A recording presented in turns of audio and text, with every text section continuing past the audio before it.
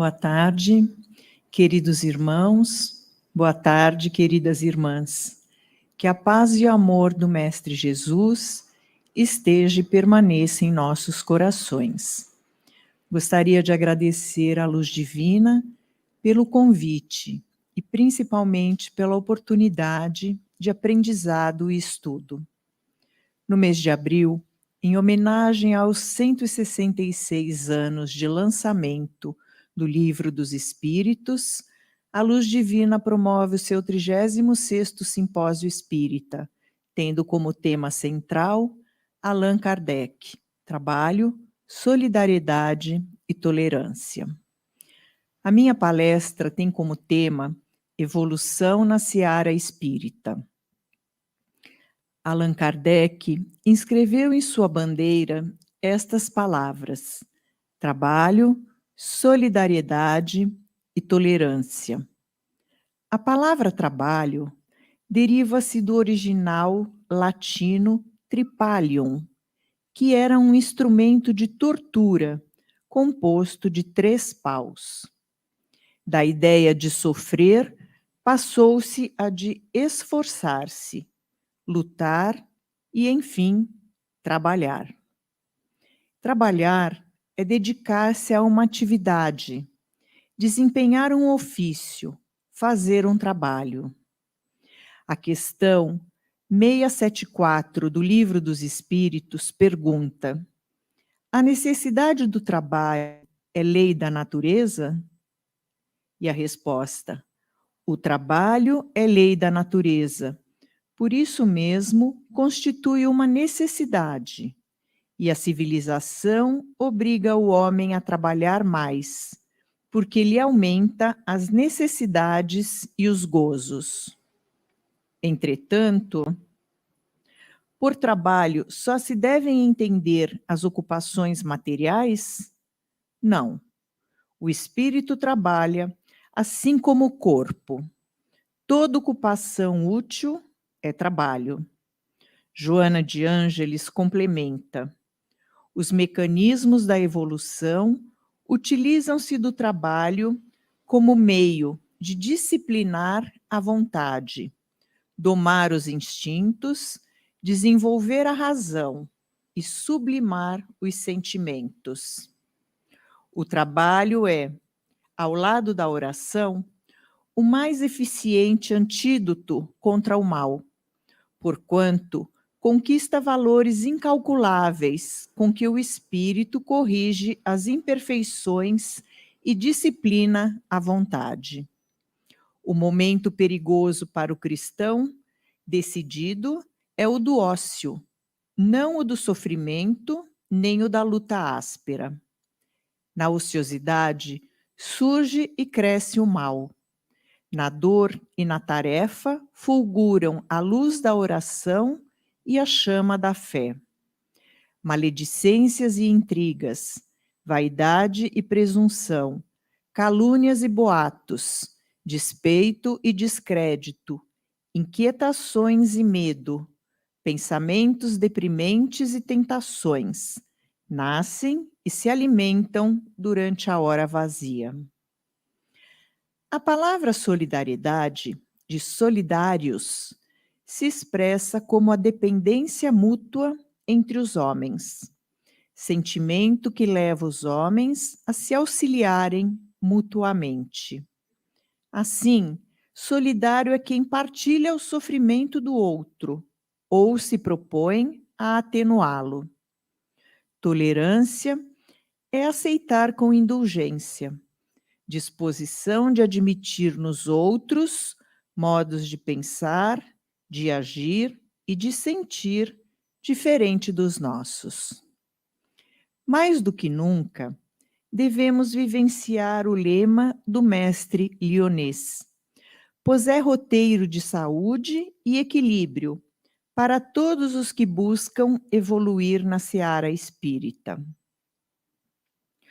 O Evangelho de Jesus está calcado numa espinha dorsal de comportamentos, em cujas vértebras encontramos o trabalho, a solidariedade e a tolerância como elementos de sua anunciação, divulgação, prática e sustentação.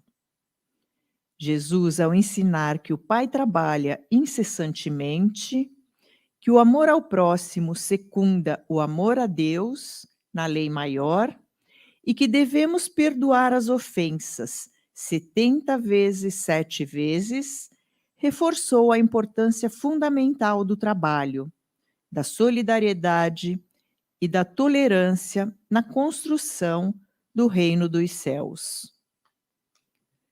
Sendo a caridade o amor em ação, como denominado pelo apóstolo Paulo, ela é a representação dessas 3 virtudes, pois a ação de cada um no bem é a própria dinâmica do trabalho como atividade útil, e o amor, para que seja amor, tem que agasalhar no seu íntimo a solidariedade e a tolerância.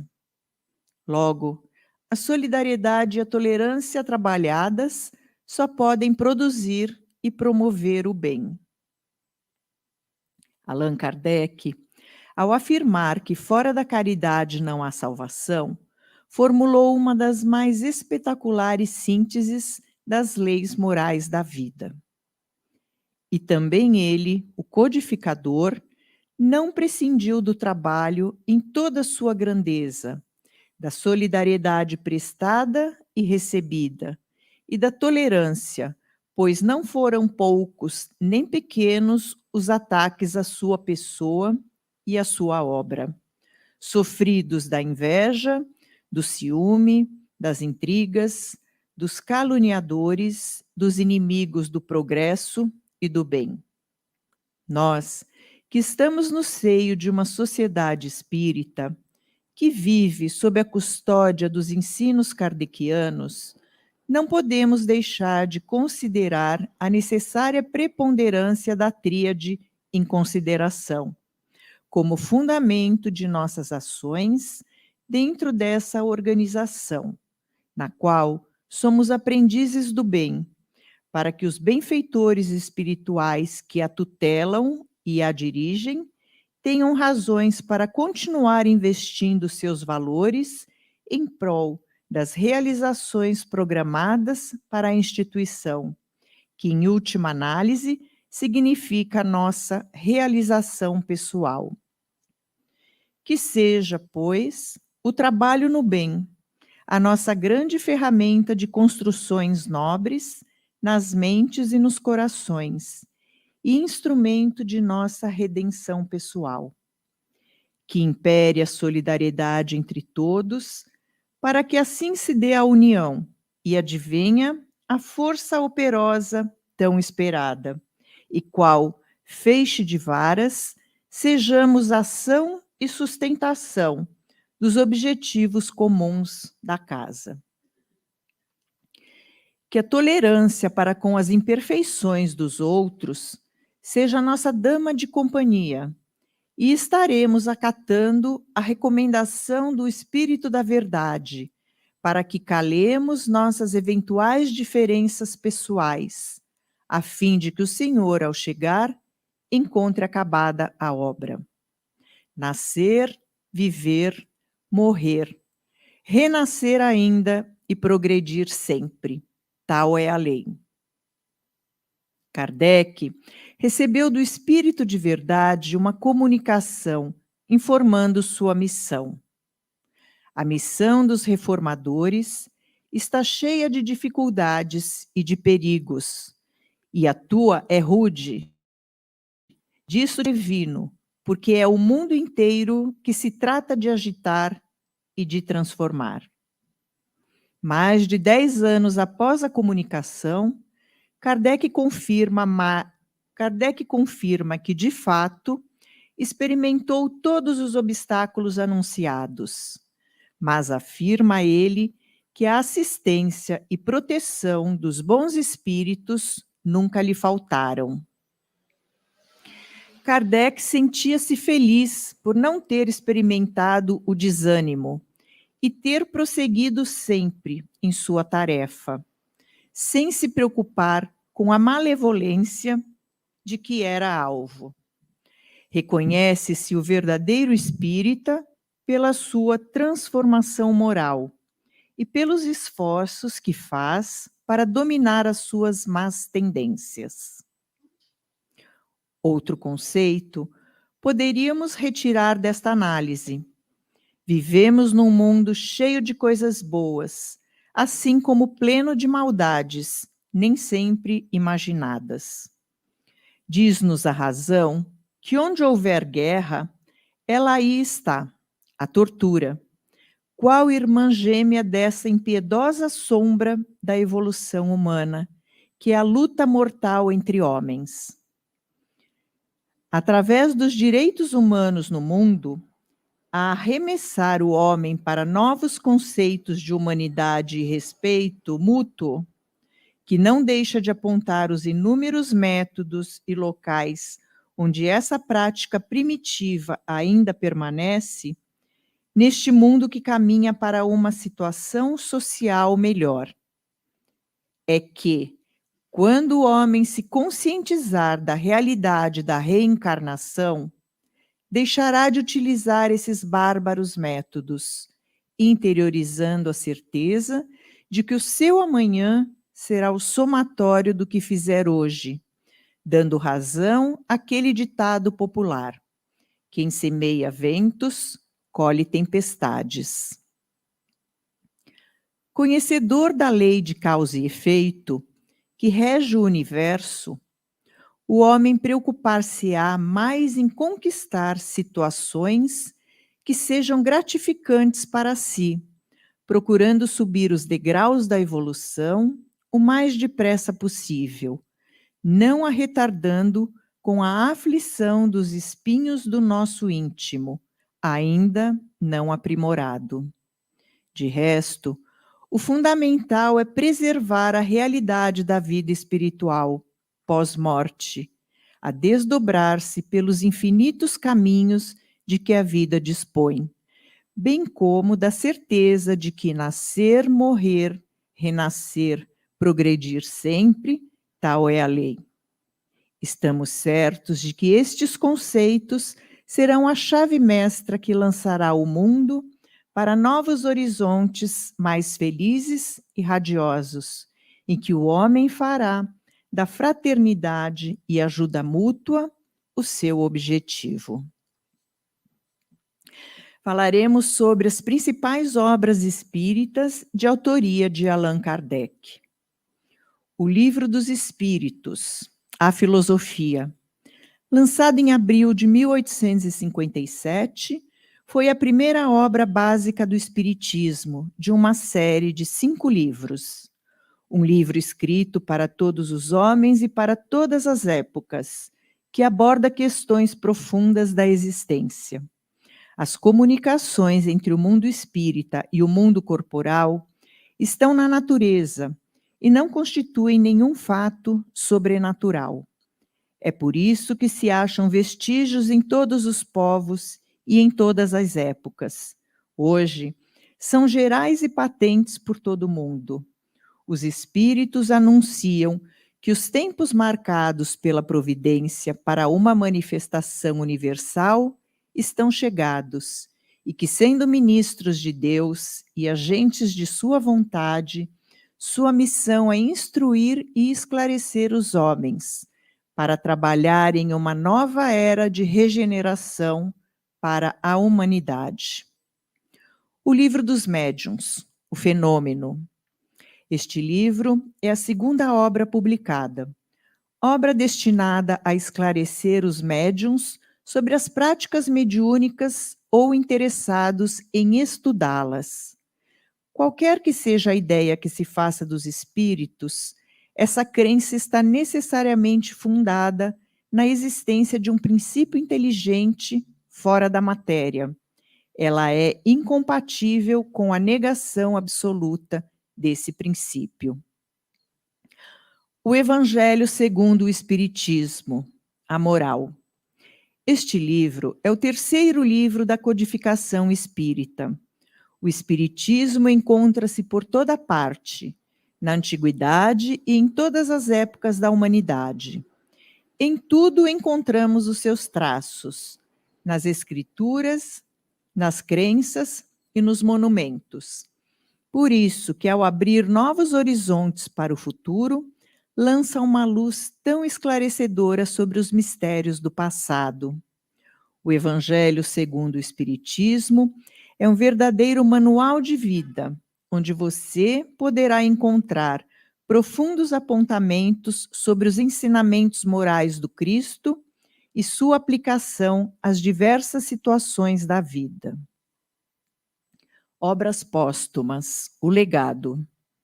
Obras póstumas é um livro escrito por Allan Kardec, além da transcrição de comunicações mediúnicas, acerca de variados temas de ordem filosófica, moral e religiosa, lançados póstumamente pelos dirigentes da Sociedade Parisiense de Estudos Espíritas. No livro, ele aborda temas como perispírito, transfigurações, sonambulismo e telepatia.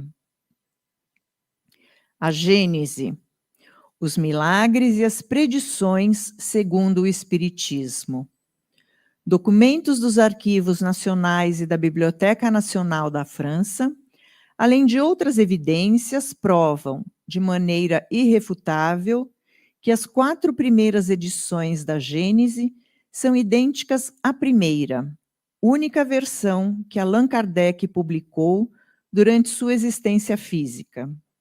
150 anos depois desta edição, resgata o texto original, ligando as atuais e futuras gerações à recomposição do edifício espírita, sem desnaturação. E é o próprio Kardec quem estabelece os requisitos deste trabalho.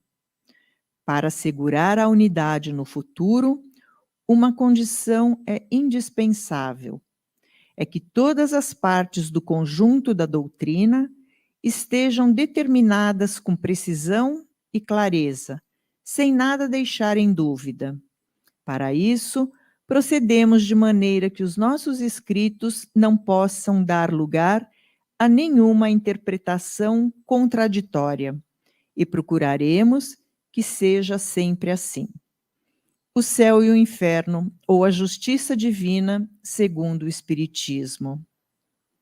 Nesta edição do Céu e o Inferno, ou a Justiça Divina, segundo o Espiritismo, você encontra o resgate dos estudos e as conclusões finais sobre a teoria moral espírita, original de Allan Kardec. O Céu e o Inferno é uma das 5 obras clássicas do Espiritismo, na qual Allan Kardec apresenta os estudos e as conclusões finais sobre a teoria moral espírita, que reúne todos os elementos necessários ao esclarecimento do homem a respeito do seu destino. E para finalizar, vamos ao pensamento que Kardec exprimiu acerca da fé. Ele escreveu que não há fé inquebrantável, senão aquela que pode encarar a razão, face a face, em todas as épocas da humanidade. E declarou que a fé é necessária uma base, e essa base é a inteligência perfeita daquilo em que se deve crer. Para crer não basta ver, é necessário, sobretudo, compreender. Hoje, passados quase 1 século e meio de seu desencarne, prestamos nossa homenagem, com muita gratidão, por ter sido ele o trabalhador infatigável, pelo seu exemplo e pela sua obra, que instrui e transforma vidas. Eterna gratidão, Kardec. Uma boa reunião a todos.